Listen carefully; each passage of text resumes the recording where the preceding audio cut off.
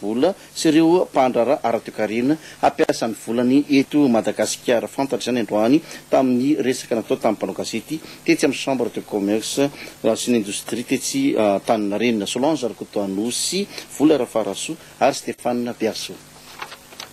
Ampiavaka ny fankalazana ny 70 taona ny chambre de commerce et de l'industrie eto Madagasikara, ny fandraisan'ny Madagasikara ny février fahaenina amby telopolo, ny conférence permanente des chambres consulaires africaines et francophones na CPCCAF sy ny fionana arakasan'ireo mpandrara ara-toekarena sy arabarotra eo amin'ny orinasa Europeanina, Afrikana ary Malagasy. Zava-dehibe eo amin'ny tantaran'ny chambre de commerce et de l'industrie eto Madagasikara ny fandraisana ity février ity, isan'ny lohahevitra ho adidinina amin'izany ny mety ho fivoaran'ny varotra sy ny tsena eto amintsika, eo ihany koa ny fanamafisana ny fiaraha-miasa efa nisy.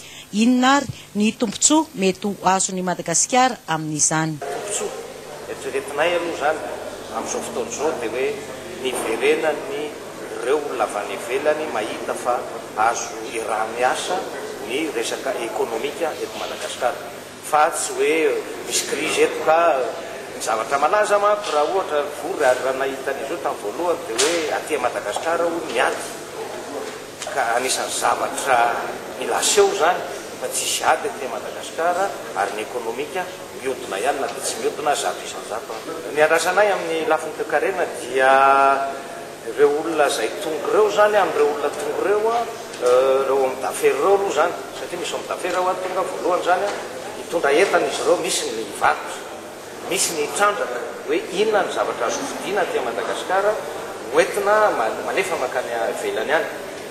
Faharoa manakaraka an'izay misy ireo président na chambre de commerce, ohatra raha tsy teny ohatra fotsiny teny aminareo hoe président chambre de commerce Paris izay leona manokana tamin'ny herinandro lasa miaraka tamin'ny DG an'ny AFD nametraka mihitsy fanontaniana hoe misy azo trandrahana avy any Madagasikara amin'izao fotoana izao ary manahoana ny mety azo trandrahana zany fa izay no misy natongavany aty mba hijery azony ny tantara zany amin'ireo olona any aminy membre consulaire moa ny filazanay azy hoe azo andeha azo ataony makany Madagasikara fa tsy marina zany hoe miady zany any Madagasikara.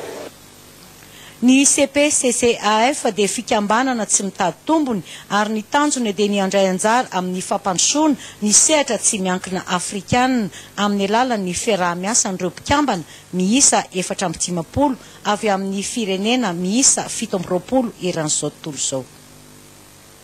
Fampiasam-bola ihany toekarena misy ny Planète Finance ONG, izy io tanjon'izy ireo ny fiadiana fahantrana eto Madagasikara sy ny fampivoarana ny fampindramam-bola madinika sy ny tolotra fitsinjovana amin'ny voina mety mitranga. Fantatra izany androany tamin'ny famelabelaran-kevitra ny ran'izy ireo tamin'ny mpanao gazety tetsy amin'ny hôtel Colbert. Solange Rakotoanosy sy Vola Rafarasoa ary Stéphane Berso. Namelabelatra lohahevitra mikasika ny fampindramam-bola madinika na microfinance sy ny tolotra na petsa-bola ho fitsinjovana amin'ny voina mety hitranga na ny micro assurance ry zareo tao amin'ny Planète Finance androany. Araka ny fanadihadiana nataon'izy ireo mantsy dia ambany ny fahefa vidin'ny malagasy satria dia tafidina hatrany amin'ny 20 isanjato izany. Ny ONG Planète Finance Madagasikara moa dia ao anatin'ny fianakavian'ny Planète Finance maneran-tany miasa amina firenena 20 eo zahay ary ny sehatra asa dia fampiroboroboana ny tolotra ara-bola ho an'ny olona sahirana ara-pivelomana.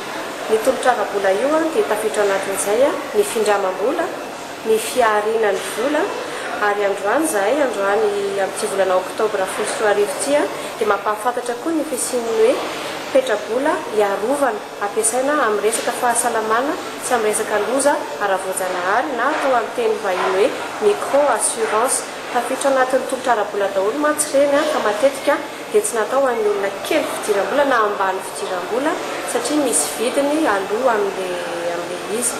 Dia izay zany no hazavainay androany satria efa manomboka miasa amin'io zahay ao amin'ny faritra Itasy sy Vakinankaratra miaraka amina mpamboly eo amin'ny iray alina eo ny isany dia efa vita sahady zany ny vinavina sy ny fanadihadiana amin'izay mahapetra an'izay karazana tolotra ara-bola izay hoe ahoana ny ahafahandreo tantsara ireo mba manomana sahady ny taona anankiray ho avy raha ohatra misy voajaravoajanahary mikasika ny vokatra amboleny zareo.